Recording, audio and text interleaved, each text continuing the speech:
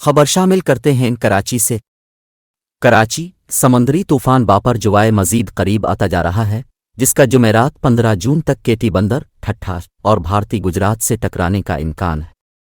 महकमा मौसमियात के मुताबिक बहेरा अरब में बनने वाले समंदरी तूफान बापर जुवाए का रुख गुज़िश्ता 12 घंटों के दौरान बदस्तूर शुमाल की जानिब रहा और अब इसका फासला कराची से 600 और ठट्ठा से 580 किलोमीटर रह गया है।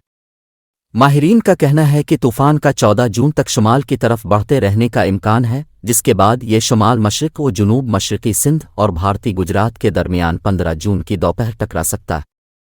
क़ब्ल अज़ीं महकमा मौसमियात की जानिब से जारी अलर्ट में बताया गया था कि समंदरी तूफान ठट्ठा से करीब तर होता जा रहा है।